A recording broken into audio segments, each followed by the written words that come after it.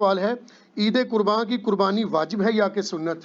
عید قربان کی قربانی جو ہے آلموسٹ امت میں اتفاق ہے کہ یہ سنت مؤکدہ ہے، واجب نہیں ہے۔ صرف حنفی تھوڑے سے اس معاملے میں سختی کا شکار ہوئے ہیں، اور وہ سختی ان کی حدیث کے ظاہری الفاظ پہ دیکھا جائے تو کسی حد تک جسٹیفائی بھی ہے۔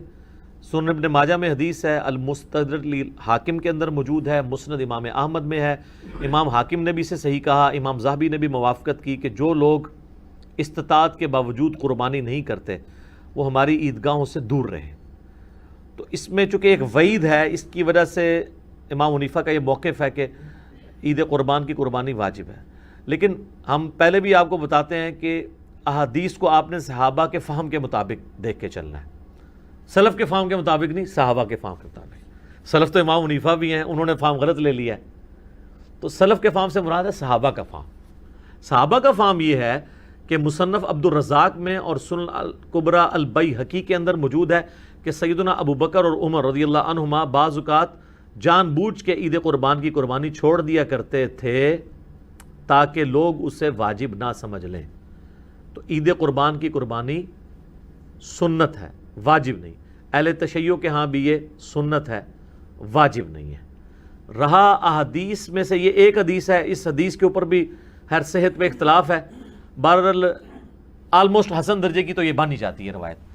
تو وہ ہے نبی علیہ السلام نے ترغیب دلانے کے لیے، جیسے کئی ایک موقعوں پہ آپ علیہ السلام کا جس طرح فرمان ہے کہ یہود و نصارہ کی مخالفت کرو، داڑھیوں کو رنگو، یہ ترغیب دلانے کے لیے۔ ورنہ تو اس حدیث کو روایت کرنے والے جابر بن عبداللہ اور ان سے بھی بڑھ کے مولا علی علیہ السلام نے داڑھی نہیں رنگی، سفید ہی رکھی ہے، جواز کی حد تک یہ جائز ہے۔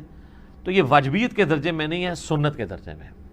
لیکن جس شخص کو اللہ تعالیٰ نے استطاعت دی ہے اسے ضرور قربانی کرنی چاہیے۔ میں یہ باتیں اس لیے نہیں کہہ رہا، اللہ کا شکر ہے کہ میں نے یعنی جب سے اس اعتبار سے یعنی صاحب استطاعت ہوں کہ میں نے خود سے کمانا شروع کیا ہے، یعنی 15 سال سے زیادہ ہو چکے ہیں، تو میری تو کسی سال میں بھی قربانی مس نہیں ہوئی ہے۔ نبی علیہ السلام نے بڑے اہتمام کے ساتھ کی ہے، حتیٰ کہ آپ صحیح مسلم میں جو آپ کے آخری حج کی حدیث ہے 2950، جس میں آپ کا فرمان ہے کہ میں اپنے بعد تم میں وہ چیز چھوڑ کے جا رہا ہوں جسے مضبوطی سے پکڑ لو گے، کبھی گمراہ نہیں ہوگے، وہ اللہ کی کتاب ہے۔ مسلم میں صرف اللہ کی کتاب کا ذکر ہے۔ سنت والی حدیث حاکم کے اندر ہے، وہ بھی حسن درجے میں ہے۔ اور رہی غدیر خم کی حدیث، وہ تو حجۃ الوداع کے موقع پہ نہیں بلکہ واپسی پہ خم نامی گاؤں میں، وہ مسلم شریف میں ہے 6225 سے 6228۔ تو بخاری مسلم میں جو حدیث ہے 2950 2950 2950 جابر بن عبداللہ سے، وہ بڑی رکت انگیز حدیث ہے۔ جابر بن عبداللہ آلموسٹ نابینا ہو چکے ہوتے ہیں، تو امام باقر ان کو ملنے کے لیے جاتے ہیں، تو ان کو بتایا جاتا ہے کہ حضور کا بچہ ہے آپ کے پاس، امام باقر حضرت حسین کے پوتے، تو وہ ان کو اپنے پاس بٹھاتے ہیں، تو حضرت امام باقر اس حدیث کو روایت کرتے ہیں، اور امام باقر سے امام جعفر صادق نے بیان کیا ہے، اور 2 واسطوں سے امام مسلم نے لی ہے۔ تو امام باقر کہتے ہیں کہ جابر بن عبداللہ میرے یہ سامنے کے بٹن کھولتے ہیں اور میرے سینے پہ یوں ہاتھ رکھتے ہیں اور کہتے ہیں تم میرے نبی کے بیٹے ہو، تم مجھ سے جو پوچھنا چاہتے ہو پوچھو۔ تو وہ کہتے ہیں میں آپ سے پوچھنے آیا ہوں کہ نبی علیہ السلام نے حج کس طرح کیا تھا۔ تو وہ حج کی آلموسٹ 7-8 صفحوں پہ لمبی حدیث ہے، مسلم شریف میں 2950 اور مشکات میں دوسری جلد میں حج کے چیپٹر میں پہلی حدیث یہ ہے نبی علیہ السلام کے حج پہ۔ یہ امام باقر نے روایت کی ہے، ان سے امام جعفر نے سنی ہے، اور پھر بعد میں 2 واسطوں سے امام مسلم نے لی ہے۔ اس میں الفاظ ہیں کہ یمن سے نبی علیہ السلام نے 100 اونٹ منگوائے حجۃ الوداع کے موقع پر، 63 اونٹ آپ نے اپنے مبارک ہاتھوں سے نہر کیے ایک حج کے موقع پہ، 63 اونٹ، اور یہ حضور اپنی طرف سے کر رہے ہیں، اور باقی 37 جو ہیں وہ مولا علی کو کہا کہ تم نے کرنا ہے۔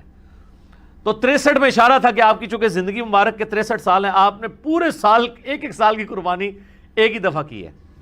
اور اس کے بعد جابر بن عبداللہ کہتے ہیں کہ جب وہ 100 کے 100 اونٹ نہر ہو گئے تو نبی علیہ السلام نے حکم دیا کہ ہر اونٹ میں سے ایک ایک بوٹی لی جائے، اور وہ ساری 100 کی 100 بوٹیاں ایک دیگ میں ڈال کے پکائی گئیں، ہر ایک جانور سے ایک بوٹی لے کے۔ اور پھر جابر بن عبداللہ کہتے ہیں کہ مولا علی نے اور نبی علیہ السلام نے ایک دسترخوان پہ بیٹھ کے تناول فرمایا۔ ٹھیک ہے جی، تو وہ پوری کی پوری حدیث جو ہے نا بڑی رکت انگیز ہے پڑھنے والی، نبی علیہ السلام کے آخری حج کا بیان، حجۃ الوداع۔ تو اس سے بھی یہ یعنی بات پتہ چلی کہ نبی علیہ السلام نے اس سنت کا بڑا اہتمام کیا ہے۔ لہٰذا اس چکروں میں تو پڑھنا ہی نہیں چاہیے کہ جناب واجب ہے یا سنت ہے. بھائی سنت ہے کریں گے. البتہ یہ ٹیکنیکل بحثیں اس لیے کی جاتی ہیں جب حنفیوں کی طرف سے زیادہ ایمفسائز کیا جاتا ہے اس مسئلے کے اوپر, اور بلکہ وہ تو ایک اور سٹیپ آگے چلے جاتے ہیں. وہ کہتے ہیں گھر میں جتنے لوگ الگ سے بھی صاحب استطاعت ہیں, کسی بیوی کے پاس سونا ہے تو وہ علیحدہ سے اپنی قربانی کرے گی, فلاں کرے گی, اور وہ بہت آگے چلے جاتے ہیں. اس لیے پھر یہ بحثیں جو ہے نا وہ سٹارٹ ہو جاتی ہیں. تو یہ سنت ہی ہے, واجب نہیں ہے, لیکن سنت مؤکدہ ہے, سنت دائمہ, متواتر اور مسلسل بھی ہے. ٹھیک ہو گیا. جزاک اللہ.